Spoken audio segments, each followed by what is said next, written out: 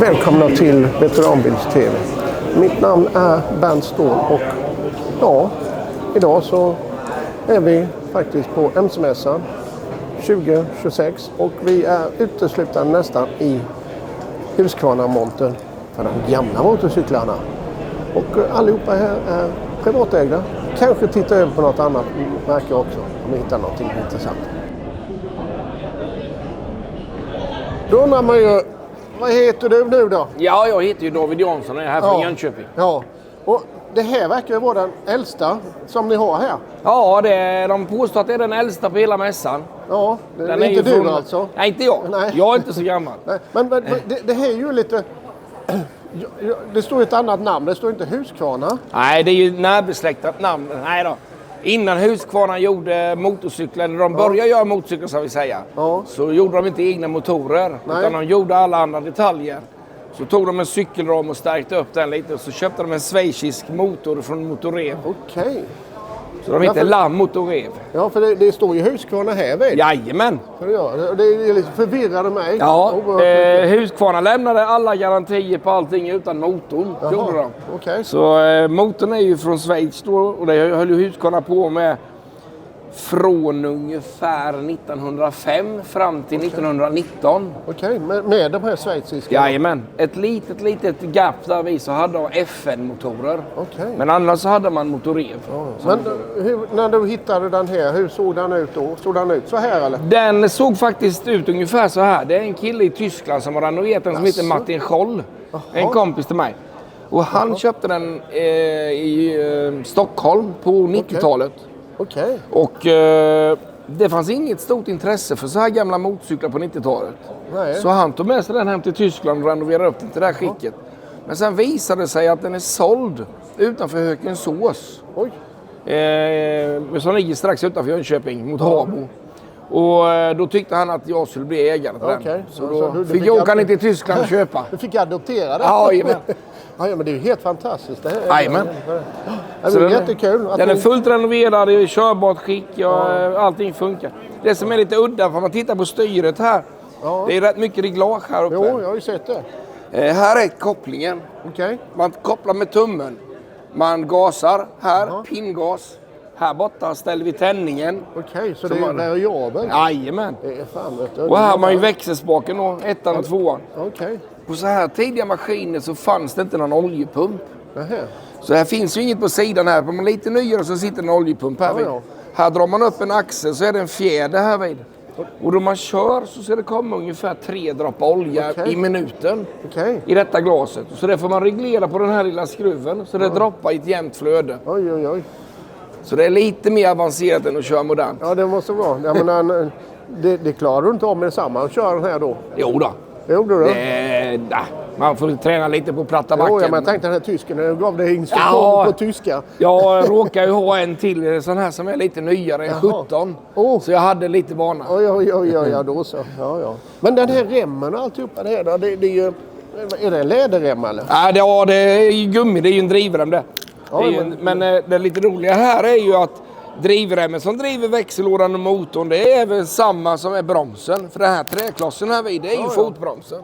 Jaha. Så allting är ju centrerat till en och samma hjulbana. Men det är ju i gummi idag. Jag vet inte riktigt vad de hade. Jag vet att de har haft olika lädermodeller. Förr i tiden hade de. Men det här funkar jättebra att köra med. Ja, det lärde de ju från symaskiner. Jajamän. Ja, men jättekul att titta lite snabbt på den här då. Jajamän, tack så mycket. Tack.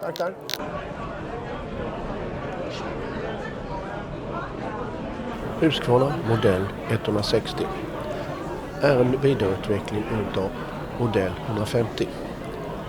De första 160-modellerna är den andra utgåvan av de helt egenproducerade motorcyklarna från Husqvarna vapenfabrik. Chassi, motor, växellåda tillverkas helt och hållet på Husqvarna-fabriken. Även om tändsystemet köptes från Bosch. Hela serien har Husqvarnas egentillverkade 500cc 50 graders V-twin-motor som gemensam nämnare och tillverkas mellan åren 1918 och 1936. Den här motorcykeln är från 1922 och den är extrautrustad med gasdriven belysning från det som senare kallas AGA. Av modell 160 såldes det 364 stycken.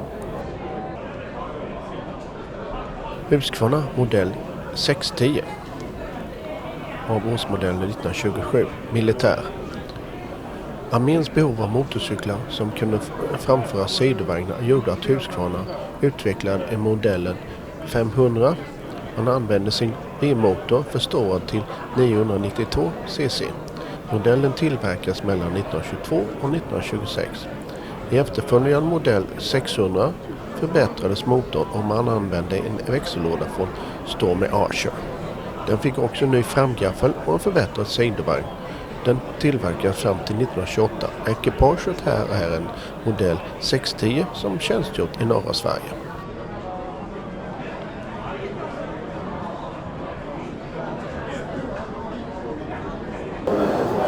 Då har vi ju en utav, tycker jag, de snyggaste som är här vid. Men vad heter du nu då? Åke Sjöqvist. Ja, och vad är det för en Husqvarna? Det är en av de modellerna de gjorde på 20-talet och som gjordes flest av. Okej. Det gjordes 1700 sådana här. Okej. Och det är en 250 motor, jappmotor. Ja. Och den här är nyrenoverad för det är väl nästan 20 år sedan. Men den kom aldrig ihop och blev färdigihopsatt utan han som renoverade den. Så nu på senare år så var det dags att skruva ihop den. Ja. Vem var det som gjorde grundarbetet då? Sture Tall heter han. Okay. Och bodde utanför Jönköping här. Ja. Och var otroligt noggrann så det är därför den är så fin. Ja. Det är alltså 20 år sedan det här. Ja. Så kanske till och med över 20 år sedan. Det är ju helt otroligt. Jag trodde den var nästan ny. Ja. Så jag skulle nog vilja säga att det här är nog en av de finaste som finns i världen som är sån här. För han är minutiöst välrenoverad och helt i originalutförande. Ja, det är helt otroligt faktiskt. Sen, jag menar, det är lite små detaljer som man inte tänker, men den där... till och med växelspråksknappen är vacker. Ja. Och sen är det ju väldigt speciellt med den här amöban som är här. Ja, det undrar du. Ja, frågan är ju varför och vem tyckte det skulle vara en sån där på Husqvarna. Ja, det undrar jag. För det är ju lite speciellt och extra. Ja, så det skulle vara sånt? Det är helt original. Jag tror det var någon som hade hittat på det efteråt.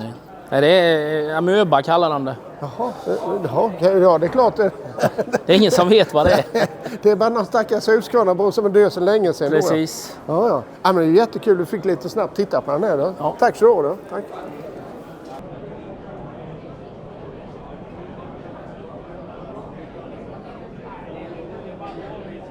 Husqvarna modell 50. Årsmodell 1930. Motor 491 cc. Fyrtakt 20 hästkrafter. Modell 50 fick en helt ny typ av framgaffel försedd med styrbroms. Ramen vid bakhjulet på alla TV-modeller utom TVX förstärktes med extra undre rör på var sida. Motorn var från Japp som fick en helt ny modell av oljepump med högre kapacitet. Modell 50 fick tilläggsbeteckningen TV 1931 men inga förändringar gjordes egentligen.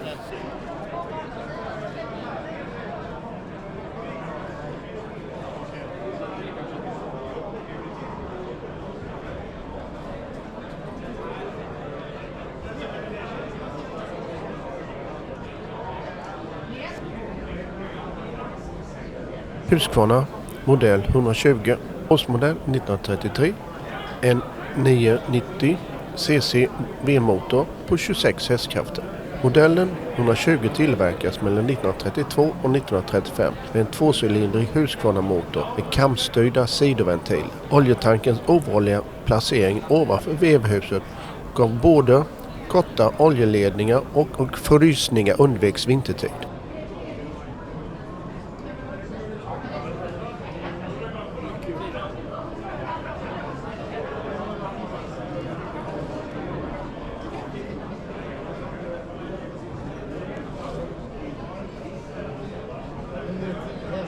Båda avgasrören ansluts till en stor gjuten aluminiumljuddämpare med kylsflänsa som matchade oljetanken. Modellen kunde också beställas med sidovagn eller transportlåda.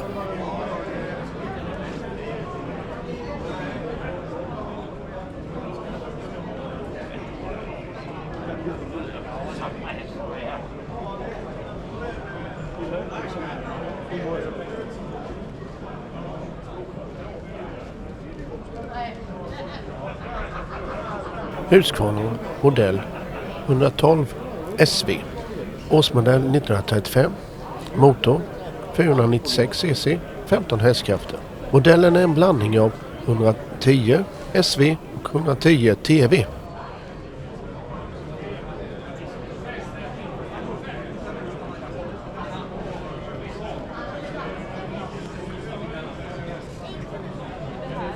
Motorn togs från 110 SV och var Husqvarna producerad.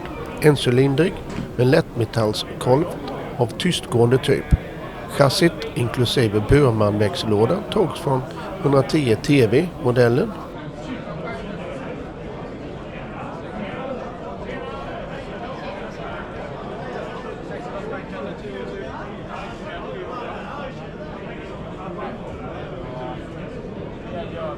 Att skillnaden fälgar förkromats och dekoreras med en röd rand. Det levereras ungefär 200 stycken 112 SV mellan 1935 och 1936.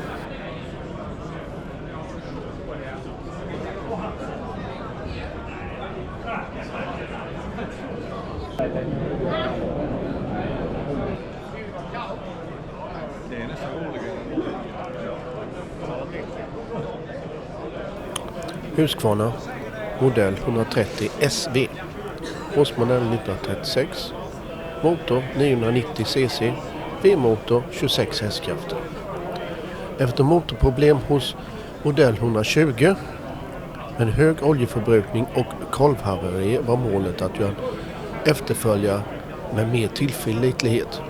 Modell 130 har flera förändringar som till exempel omkonstruerat motor och tag- och lamellkoppling. Den djupna oljetanken togs bort. Oljan fick ett utrymme i bensintanken. Den kunde förses med sidovagn eller transportbox som modell 120. Men nu fick också sidovagn också bromsa. Typiskt för modellen här var också de breda skärmarna, kraftigt neddragna sidokanter. Det tillverkas ungefär 150 exemplar av 130 SV. Motorcykeln här har en sidovagn men visas utan den.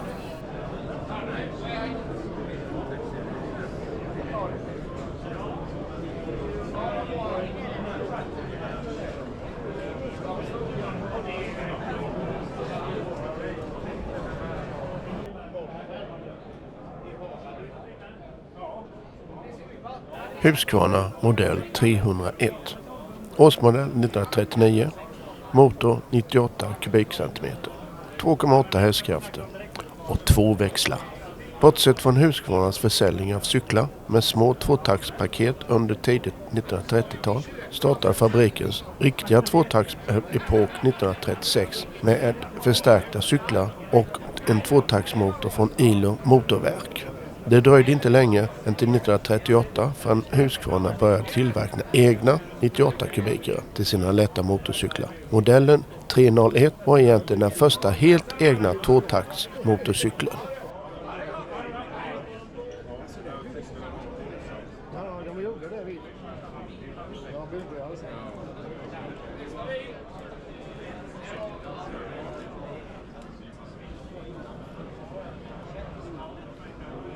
Vad heter du nu då? Jag heter Alex Strand. Det är din motorcykel här? Ja, det är min.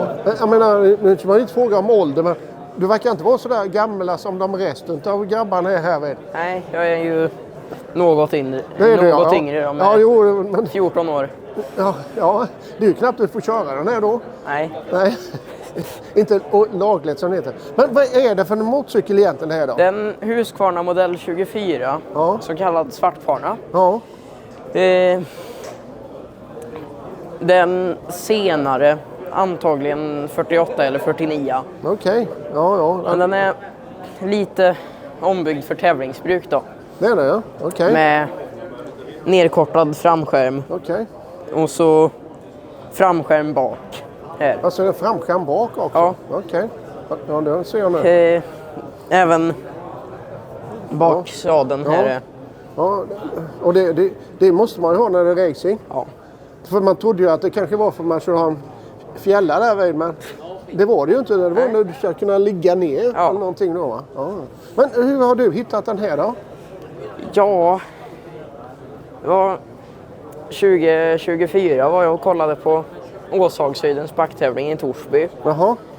Och då sa jag så här till pappa då, som står där.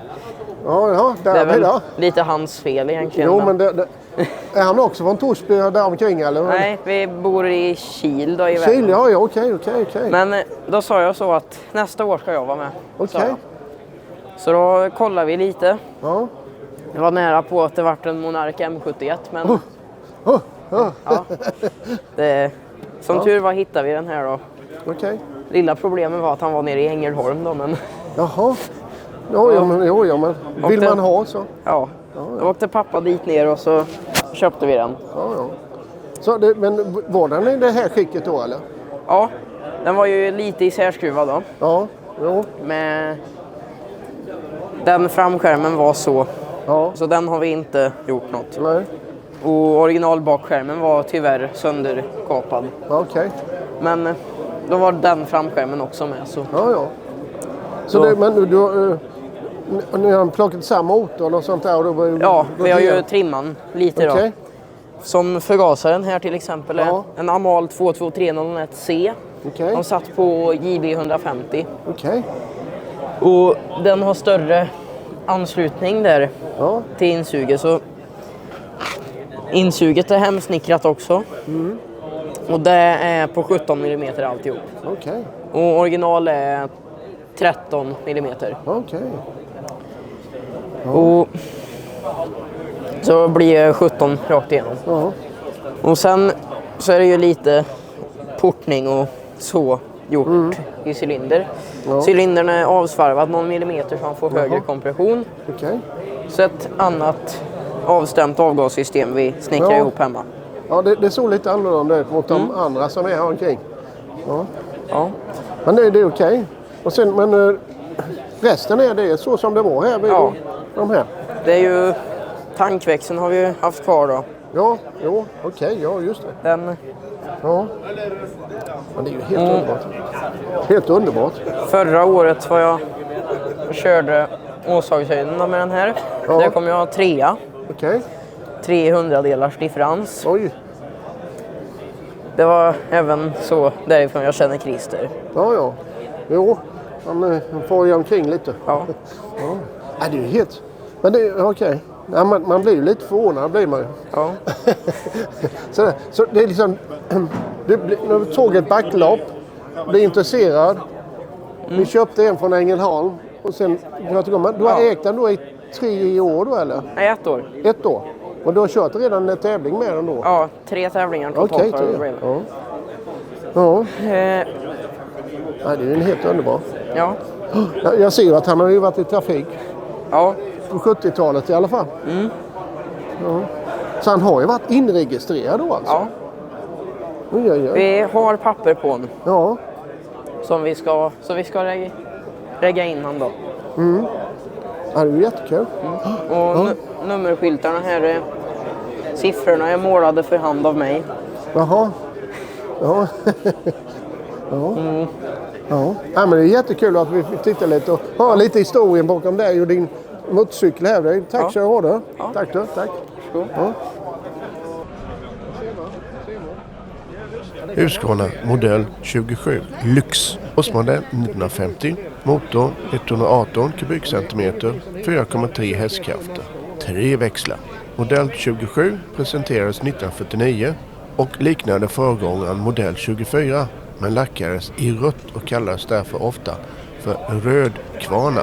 Denna försågs också med en ny patenterad bensinkran placerad på tankens ovansida. Den fanns även som modell 227 för den som vill ha med en passagerare. Toppfarten var ungefär 80 kilometer.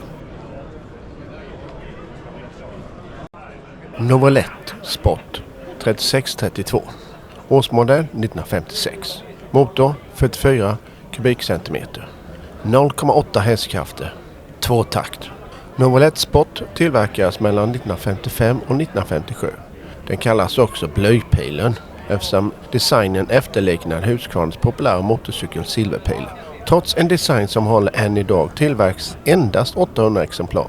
Att cykla igång en motor med kilremsdrift lockade inte 15-åringar som ett år senare skulle kunna kicka igång den äkta varan, en 175cc silverpil med betydligt starkare motor. Den har utrustats med lustgassystem från barnmorskans hembesöksväska från 1947. Systemet kan kopplas på kortare stunder och ger en effekt på 65 km i timmen. Nu har den därför namnet Lustpilen. Husqvarna modell 283. Årsmodell 1957. Motor 200 kubikcentimeter. 10,5 hästkrafter. Modellen kallas också Guldpilen. Den tillverkas med 1957 och 1959 parallellt med Silverpilen. Cylindervolymen ökades till 200 kubikcentimeter som ett svar på Monarchs Blå Stinget. Utöver mindre skillnader på vevhuset och locket över växelmekanismen fick Guldpilen en annan färgsättning i svart.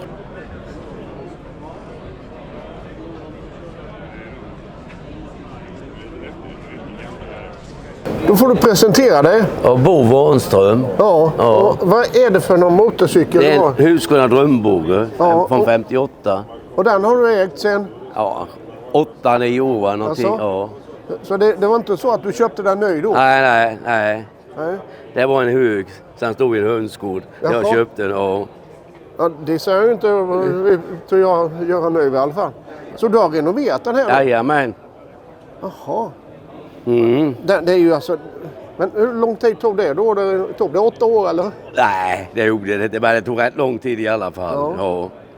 Och du kör mycket med den eller? Nej, det är inte mycket. Nej, för jag har inte sett dig på det här Husqvarna-rallyt. Nej. Men egentligen, varför är det 2 cylinder, eller 2 avgasrör på den? De hade så på sporten. Standard var ju bara ett rör, va? Ja. Men gav det någon mer effekt eller? Ja, det gjorde det. Det gjorde det? Jaha. Men vad är det för cylindervolym på den här då? 175. Det är det, Det är precis som standard. Men det är annan förgåsare. Det är ju som silverpilsförgåsare på den här. Ja. Okej. Och silverpilen den här, de kommer ungefär samtidigt då? Ja, eller? de kom lite något år efter de här, va? Jaha. De kom 53 och silverpilen 55, va? Ja, vi har ju en silverpil där vid då så. Ja, det är ju helt otroligt alltså. Men nu, var det svårt att få dela på den här eller? Eller var det... Nej, det var inte så svårt. Det var nog inte. Nej. Men sen, jag tittade på den innan. De här? Det är bensinkrona. Jaså? Ja. Jaha, så därför det är dubbla avgasrör måste vara dubbla bensinkranar? Ja, jag vet inte varför jag hade dubbla, men det var ja, det bara var så. Det blir så, ja. Ja, det är ju helt otroligt alltså. Så det. Ja, men tack så för att vi fick titta lite närmare på den här då. Tack. Husqvarna modell 282E. Årsmodell 1959. Motor 175 kubikcentimeter. 9,5 hästkrafter. Våren 1955 presenterade Husqvarna världens första 175 kubikare med en totalvikt under 75 kilo. Utvecklingsarbetet hade tagit 1 år. Orsaken var att Drömbågen Sport trots tävlingsframgångar sålde dåligt. Den ofta anlitade Sixten Sasson gjorde ett utkast 1954. Framgaffeln i lättad version togs från 118 kubikarna medan bakhjulsfjädringen inspirerades av Parilla-skoten. Ett 10 cm band skars ur Drömbågens tank och halvorna svetsades upp till en ny. Motorn togs också från Drömbågen men fick en ny aluminiumcylinder. E-versionen gavs insvängda tanksidor för att kompensera viktökningen från en ny vevaxel från 1959. Den rymde 1 liter mindre bensin så lättviktsgränsen hölls. I modellnamnet stod för export, även om försäljningssuccén främst var inhemsk. Husqvarna modell 400. Årsmodell 1969. Motor 400 kubikcentimeter. 2-takt. Husqvarna 400 Cross släpptes 1969 som ersättare till Husqvarna 360. Den hade ett antal förbättringar jämfört med sin föregångare, inklusive en helsvetsad ram och en kraftfullare 400 kubikcentimeter 2-taktsmotor. Den nya modellen visade sig omedelbart framgångsrik. Bengt Åberg körde sin 400 Cross och vann både 500cc VM 1969 och 70.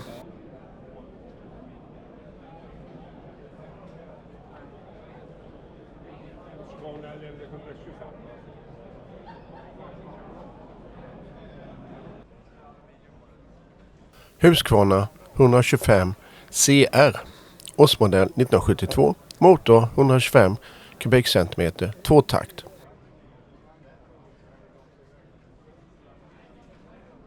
Husqvarna producerar sin 125 CR mellan 1972 och 1985. När den lanseras var den dyraste 125-krossen på marknaden. Husqvarna släppte den i mycket hård konkurrens, nästan samtidigt som Yamahas Y125 och knappt före Hondas CR125.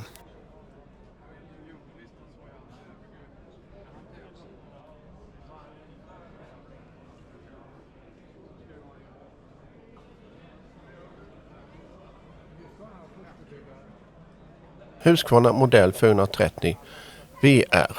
Årsmodell 1982. Motor 430 kubikcentimeter.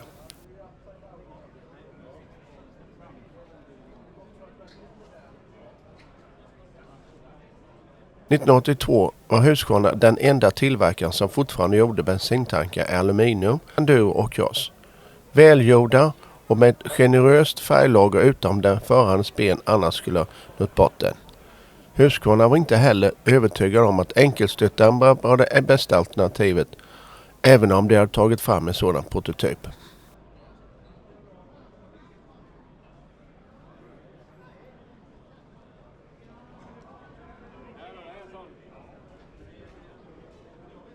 Husqvarna modell 510 TE. Årsmodell 1988. Motor 503 kubikcentimeter. 50 hästkrafter. Fyrtaktare.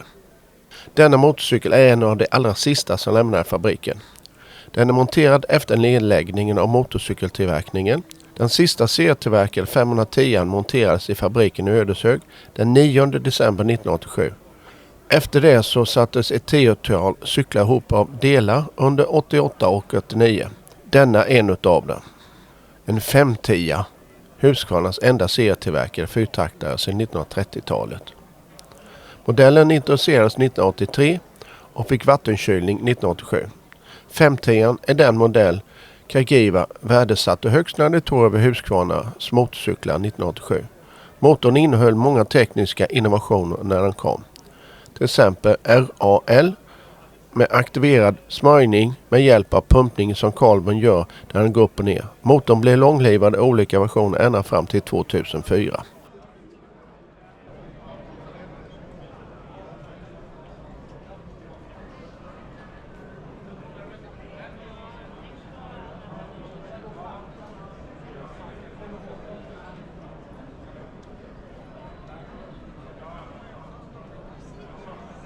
Ja, men okej, vad hittar du nu då? Mikael Glatzer. Ja, och vad är det för någonting? Det står Black Lightning, har vi ingen här. Men, nej, men det här är Black Lightning chassi. Okay. Den är gjord som en Black Lightning, men skillnaden är att den har en kompressor, en Roots-kompressor. Okay. Och det är den sög in från den här sidan då? Jajamän. Och det här. Ja. Och det är sån här typiskt härligt vin på den då eller? Ja, den här är inte uppstartad än. Den är färdig 2 dagar innan mässan. Okej, nu har jag inte hört den då. Så vi har inte hört den än. Och det är min första kompressormaskin. Okay. Men komponenterna som sitter i här, alltså i hjärtat, det är gjort utav Neville Higgins, en jättestor racerförare. Och det är han som var på bild här då alltså? Jajamän, där har du honom. Ja. Och, bodde han i Sverige eller?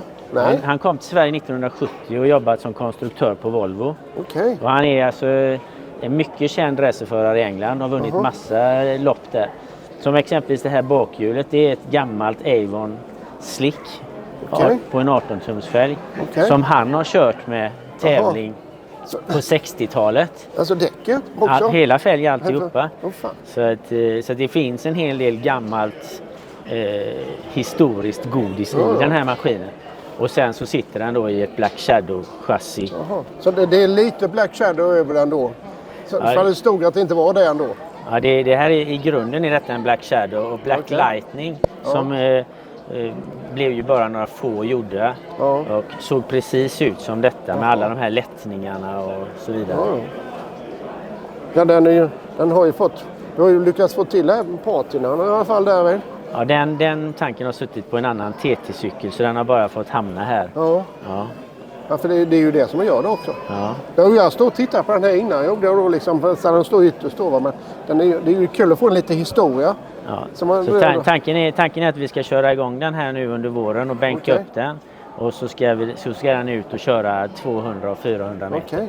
Ja, en kvartsmil eller en åttondelsmil då. Men var kör du det någonstans? Är det Vi kommer börja här i Göteborg. Och då kommer vi ha den på Torslanda, en liten del av fältet. Och sen kommer vi köra på Vårgårda. Okej. Och tävlas med den kommer det väl framförallt vara i Danmark då. Okej, så du var nere på Römö och då och sånt här också eller? Nej, den är för ny för det. Jaha, Men Mosten Raceway skulle man kunna köra den på. Ja. Där har jag kört förut och det är en trevlig ställe. Ja, nej, den är ju oerhört vacker. Det var bara bakdäcket. Jag var oroad med hur det kom in när jag tittade på den först då. Ja, nej, men då har jag fått förklaring. Det här är ju dåtidens slick. Ja, det står ju till med det. Ja, visst. Ja, det är helt otroligt. Ja, tack så du ha för att du är lite snabbt. Tack själv.